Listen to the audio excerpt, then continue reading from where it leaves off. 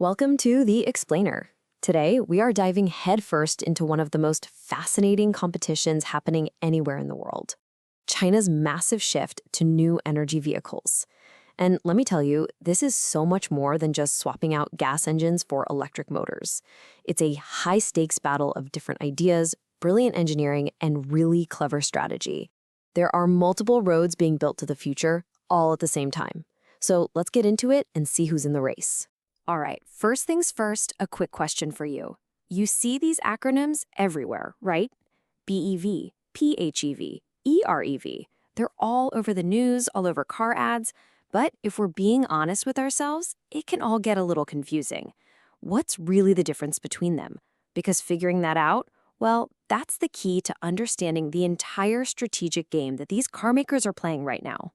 You see, China's journey into new energy isn't like a single, straight highway to one destination. Not at all. It's much more like a wild, competitive ecosystem. You've got all these different technologies evolving, sometimes working together, but mostly fighting for their piece of the pie. Each one is a totally unique answer to the same question: what does the perfect car of the future actually look like? Okay, so to really get what's going on, we need to properly meet the four main contenders in this fight. Think of them as the star players, each with their own unique style and their own playbook. We've got the pure electrics, the plug-in hybrids, the extended range electrics, and the wild card, hydrogen fuel cell vehicles. First up, the one you probably know best, the battery electric vehicle, or BEV.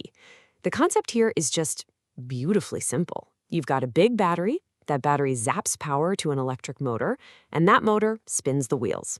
That's it. No engine, no gas tank, no exhaust pipe. It is the purest, most direct form of electric driving there is.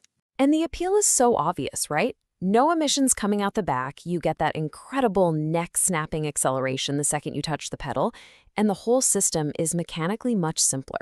But the challenges are just as famous. You've got range anxiety, that little voice in your head worried you'll run out of power. And then there's charging. Even with the fastest chargers, it's still way longer than a 5-minute fill-up at the pump. This whole trade-off, this push and pull, that's the BEV story in a nutshell. All right, next up, the plug-in hybrid, the PHEV. The easiest way to think about this one is like a bilingual car. It speaks both gasoline and electricity fluently. It has a regular engine and an electric motor, and both of them can turn the wheels. You can plug it in at home and drive around town on pure electricity.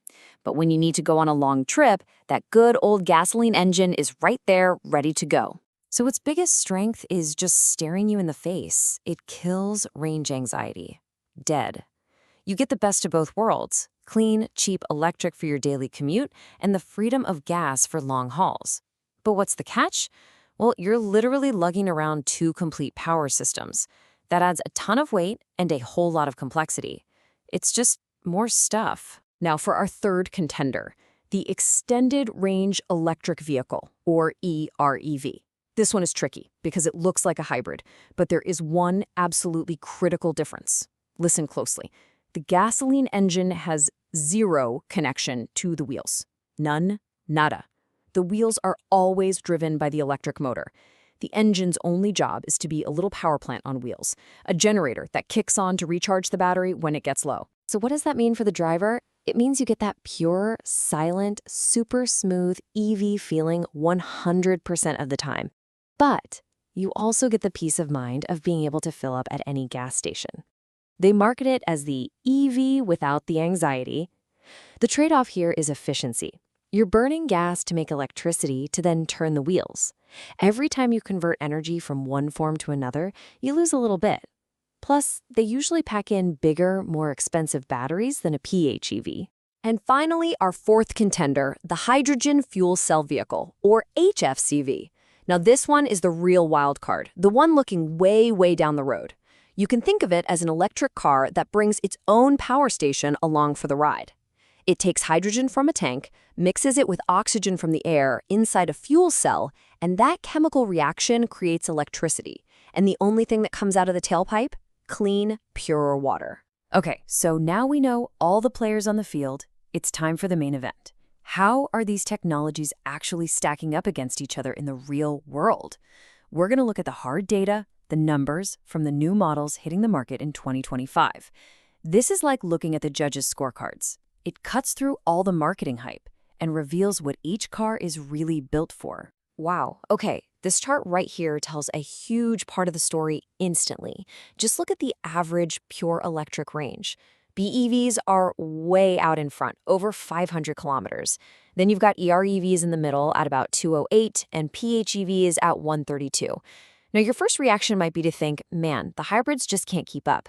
But that's not it. This is not a failure. This is a deliberate, calculated, strategic choice. Let's dig into why. This table shows us everything. BEVs, with only one power system, can focus on high energy density batteries and keeping weight down. Makes sense. Now look at EREVs. They're using high-quality batteries, almost as good as the BEVs, to get that premium 200-kilometer range, but they're also the heaviest cars on the list. And then there's the PHEVs. They make a very clear trade-off. They use less dense, cheaper batteries. That's why their electric range is shorter, but it's also a huge reason they can keep the sticker price down for the average buyer. See? None of this is an accident. Every number here is a choice. And what all this data really shows is a fundamental split in the hybrid world. I like to think of it as a battle between the economist and the psychologist. On one side, you have the PHVs. They're the economists. Their pitch is all about the numbers. Great fuel economy, lower upfront cost, maximum practicality. They're targeting the pragmatic mass market buyer. On the other side, you have the EREs. They're the psychologists. They're not selling you numbers. They're selling you a feeling. The pure, joyful EV driving experience, but with zero anxiety. They're targeting a premium buyer who cares more about the experience than the absolute lowest cost. So, we've talked about the big three. But what about our fourth contender? What about hydrogen? Well, it turns out its story is completely different. It's not even playing the same game as the others.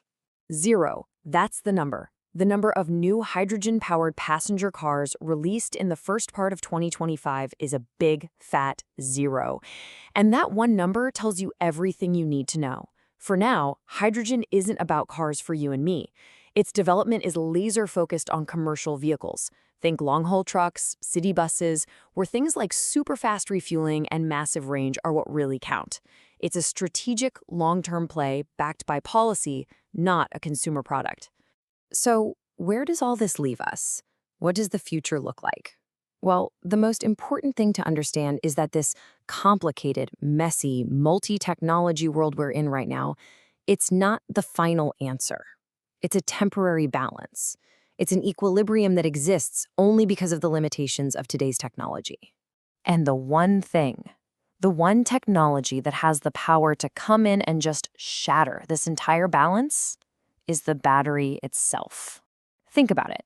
The entire reason hybrids exist, both PHEVs and EREVs, is to solve the problems with today's batteries. Their limited range, their slow charging, their high cost. So what happens when those problems just go away? There are two massive disruptors on the horizon that could change everything. First, you've got solid-state batteries.